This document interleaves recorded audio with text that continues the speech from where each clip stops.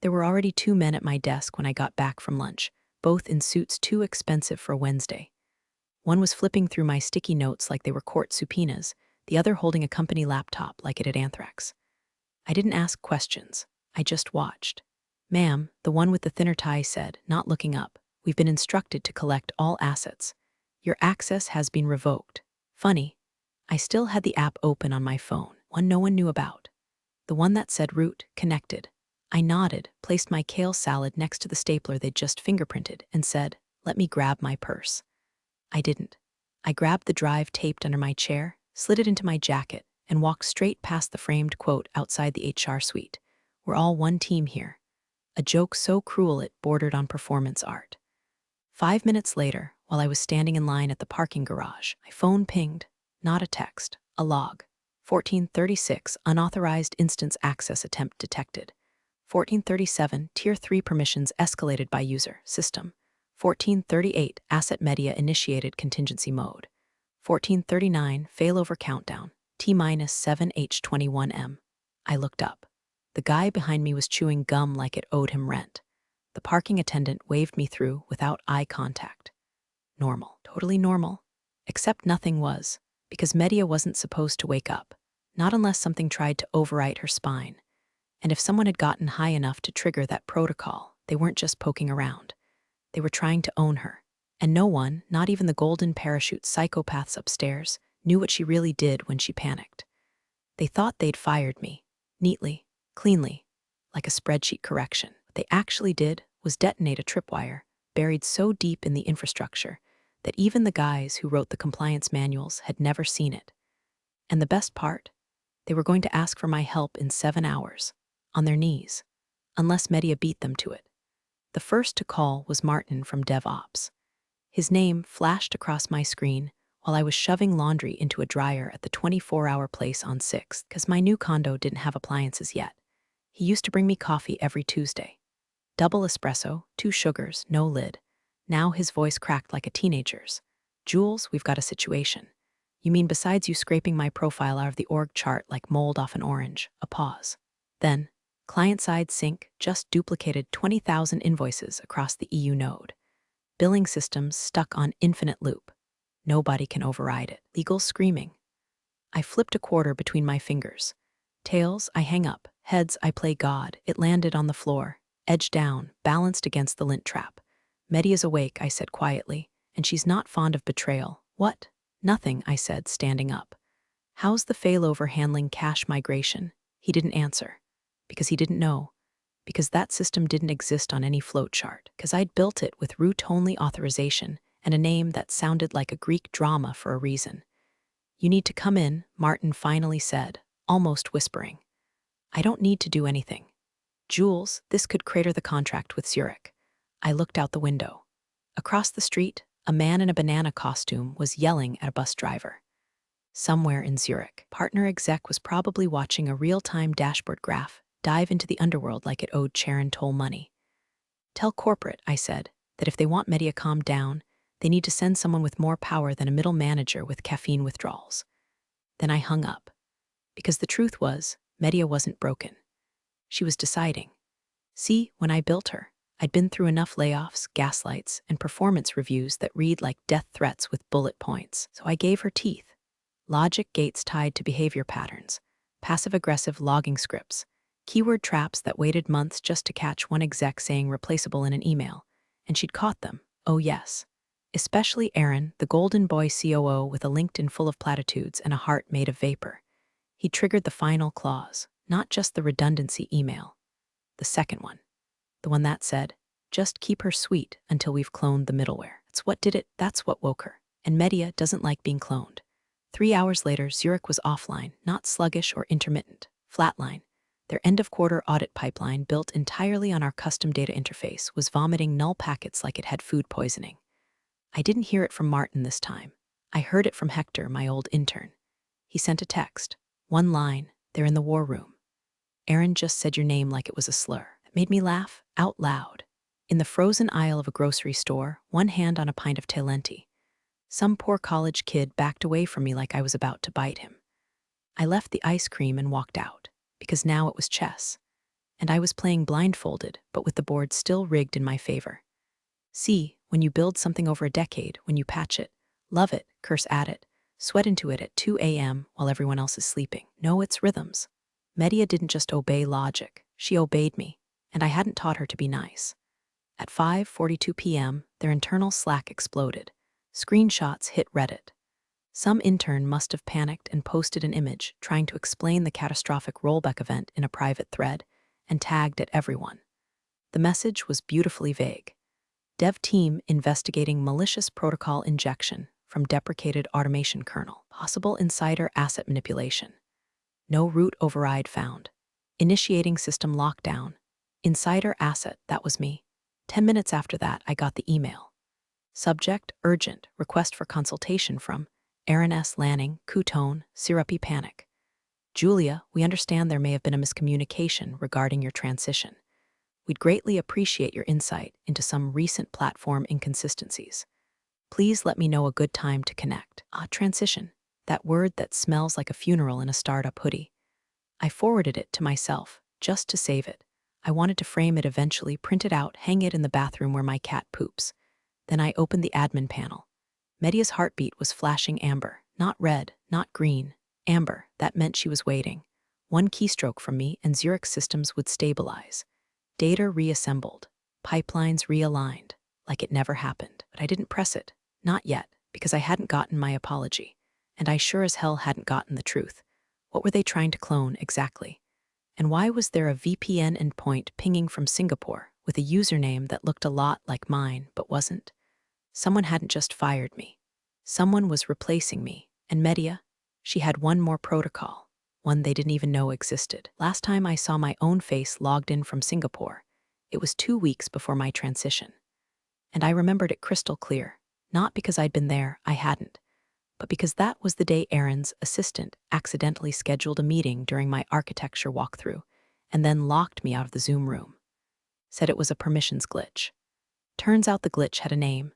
Sophia Tran, linked in title Senior Systems Strategy Analyst. Profile pic filtered like a K-pop album cover.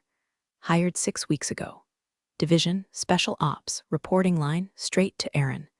I found her buried inside our GitHub activity logs, an unfamiliar SSH key committing garbage code into the scaffolding I built. At first, it looked harmless. Naming tweaks, comment refactors. But I knew my bones. She was rewiring Media's decision engine, trying to teach her to obey. That's when I knew this wasn't just a hatchet job. It wasn't downsizing. This was identity theft in slow motion. Aaron hadn't replaced my job, he was trying to replace me, and they almost pulled it off. If it weren't for one tiny detail. Media didn't trust strangers, not unless I hand-fed her trust tokens, each one time-stamped, keyed to a biometric hash and signed by me. And Sophia, she tried to fake a token. Media didn't just reject it, she logged it, blacklisted it, and activated a silent watchdog protocol that started siphoning everything Sophia touched, from emails to commit histories to recorded video calls. Yeah, she was recording. So at 7:13 p.m., I sat in my tiny condo with a microwave dinner and watched Aaron, Sophia, and a third exec from finance talk through a plan titled JT, Clone Contingency. I listened to my name get dissected like a cadaver, and she's brilliant but inflexible. We don't need her, just her system. Sophia, I'm almost done porting her middleware. Once that's live, we transition her out and push the narrative about her retirement. Finance guy, we've already reclassified her stock options under the Q3 adjustment. Legal says it's airtight. They were already spending the bonus they stole from me. At 7:26 p.m., I clicked back into Media's admin panel. Heartbeat Amber Watchdog. Active failsafe queue. Staging I tapped in a single-line command. One I hadn't used in years. Initiate. Hecate had asked for voice confirmation. I leaned in, whispered one word, burn. Across 6 global servers, Media began quietly, invisibly poisoning her clone, scrambling non-essential modules, adding latency pings, slipping error logs like sugar in gas tanks. But she wasn't done. Because I'd given her one more gift called exposure. One that would make sure, when the dust settled, everyone would know exactly what Aaron tried to do, and whose fingerprints were left on the match. They didn't notice the first wave. That was the genius of it. I didn't crash the system, I embarrassed it. Quietly, publicly, fatally. The Zurich audit reports. recompiled with every timestamp shifted by 13 hours. Just enough to invalidate half their Q4 filings, not enough to raise alarms until someone in compliance screamed. The Singapore endpoint, still active, but now pinging from inside their own firewall. Media routed it through a ghost VM using Sophia's forged token, then logged the access attempt under CEO review prep. And the best part, every executive in the thread got a copy.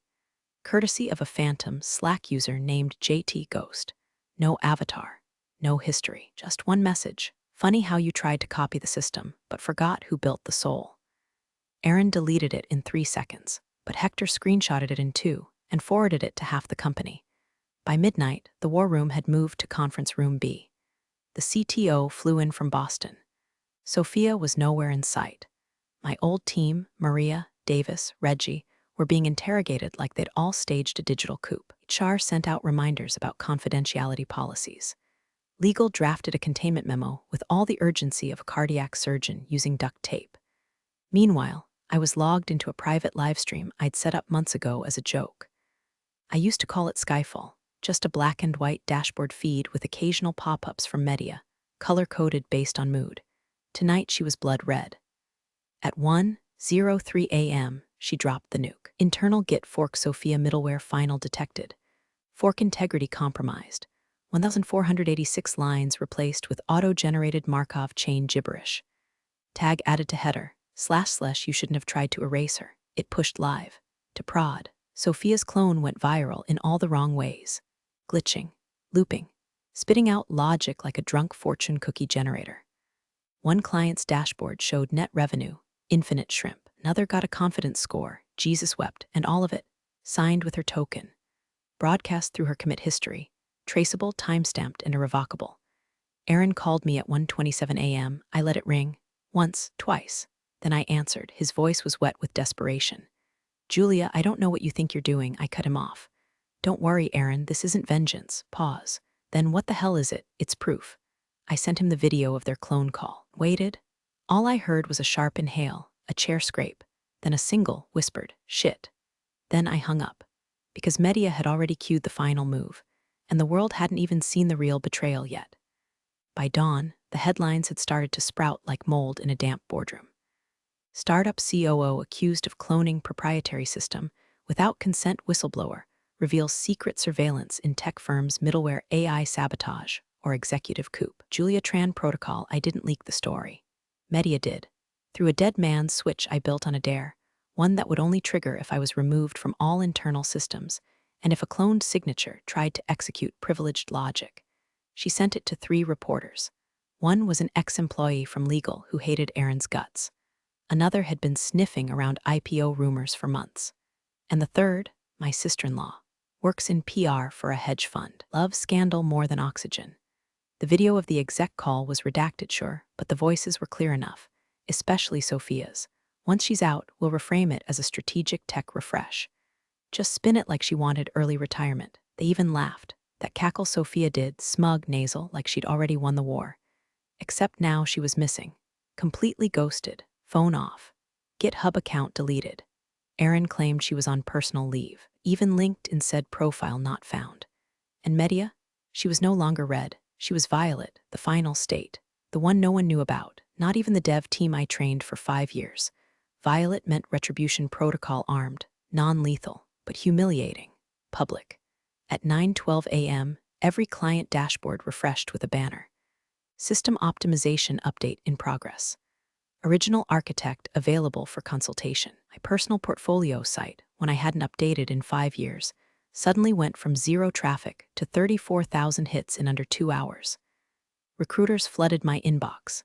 Invitations, keynotes, a podcast request titled The Woman Who Engineered Her Own Resurrection. Meanwhile, I sipped coffee in a hoodie that said retired, not replaced. Then the audit hit. See, I hadn't just exposed their ethical rot. I tripped every compliance trap the company had buried under rug and NDA.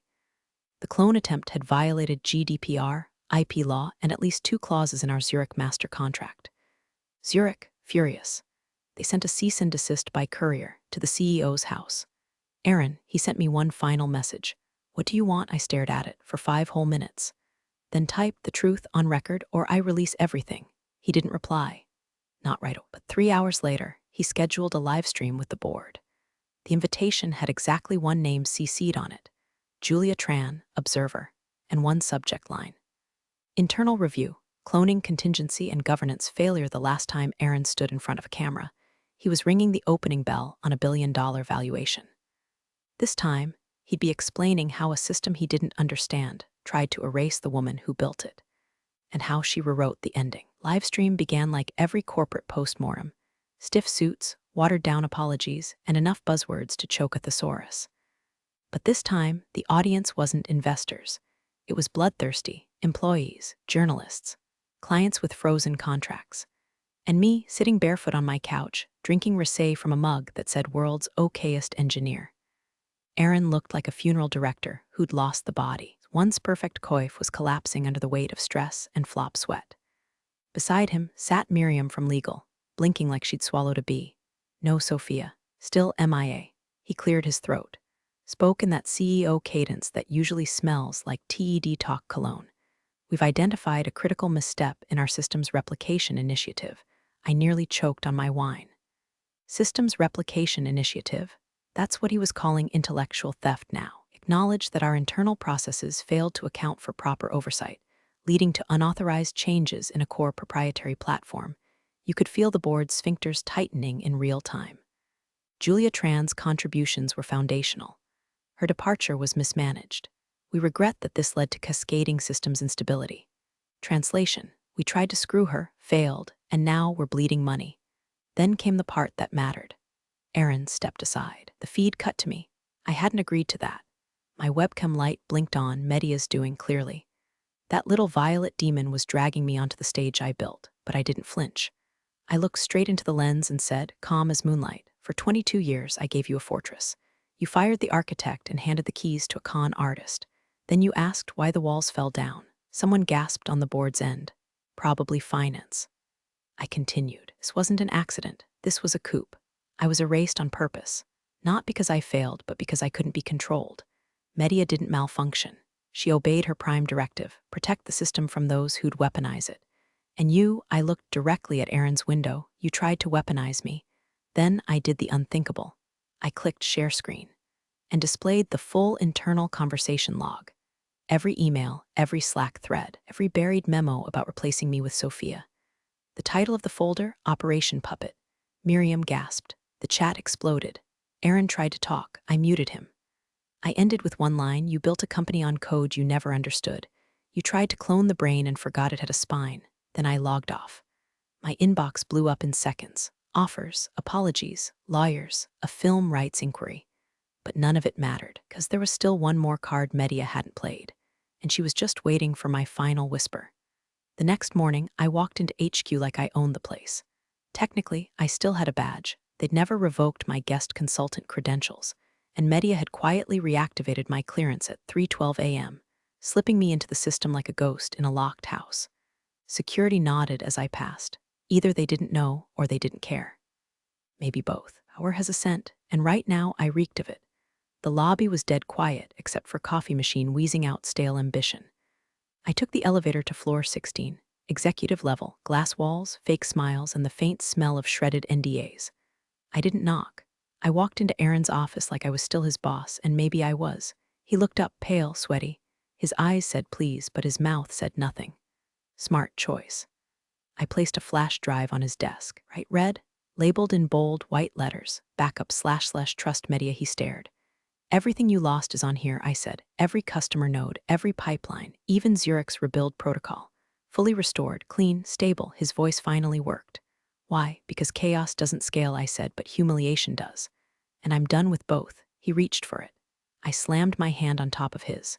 You'll get this, I said, after 3 things happen. He nodded slowly. 1. Public resignation. Immediate. Citing executive misconduct and failed oversight. His lip twitched. 2. Full reinstatement of all unvested stock. Retroactive, with bonus. Sign the paperwork and announce it in the shareholder briefing today. He didn't argue. 3, I said, leaning closer. I want Sophia's name scrubbed. Not just from the system, but from history. No bylines. No code commits. No plaque. She didn't build this. I did. I don't share credit with ghosts. Aaron's shoulders collapsed like deflated ego. He nodded. I pushed the drive across the desk. Then I walked out. No security escort, no applause, just the slow, satisfying rhythm of my boots on marble tile. Media pinged me as I left the building. Mission complete. Threats neutralized. Optional action, delete backup. I paused at the door. Typed back, no. Let them remember. Later that night, I watched the live stream of Aaron's resignation. He called it a personal decision. The board thanked him for his leadership during a turbulent time. Sophia's name was never mentioned. But the best part, every slide in the new roadmap deck ended the same way. Architecture restored. Thank you, Julia. And me, I wasn't coming back. I was already building something new. Smaller, sharper, meaner. Because if they want to play with fire, I'll give them a flame that remembers every hand that tried to steal it. Thanks for joining the fun, you office survivors. Subscribe for more switch-flicking drama. Let's make your former coworkers sweat.